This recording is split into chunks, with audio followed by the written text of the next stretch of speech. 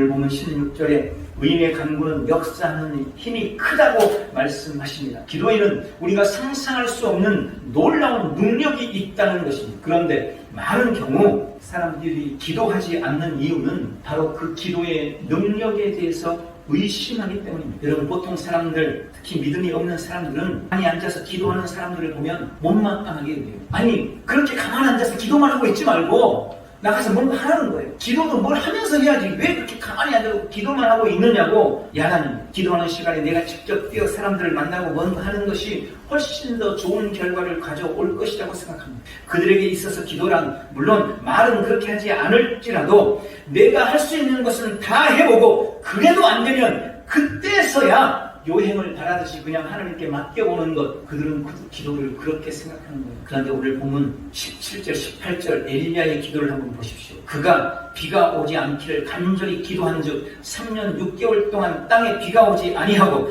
다시 기도한즉 하늘이 비를 주고 땅이 열매를 맺었느니라. 기도의 효과는 바로 이런 것입니다. 이것이 바로 기도의 능력인 것입니다. 만약 누군가가 3년 6개월 동안 비가 오지 않게 하기 위해서 우리가 뭔가를 해야 한다면 그 사람은 과연 뭘 할 수 있을까요? 우리나라 최고의 건설회사 사장을 찾아가가지고 제가 우리나라 땅에 비가 오지 않게 해야 되겠는데 우리나라 전 지역에 하늘에 비닐하우스 치려면 도대체 비닐은 얼마나 필요하고 그 비용은 얼마나 들겠고 시간을 얼마나 들겠는지 건설회사 사장한테 가가지고 문의하고 그 다음에는 그 정보를 가지고 다시 은행들을 찾아다니면서 은행장을 만나가지고 제가 2차 주차해서 우리나라를 비닐로 덮어서 비가 오지 않게 해야 되겠는데 그 비용은 얼마나 들겠고 내가 그것을 빌리려면 내 신용이 어떻게 되겠는지 얼마나 돈을 빌릴 수 있을지 은행장들을 찾아다니면서 문의를 하고 그러면 과연 이 땅에 비가 오지 않게 할 수 있을까요?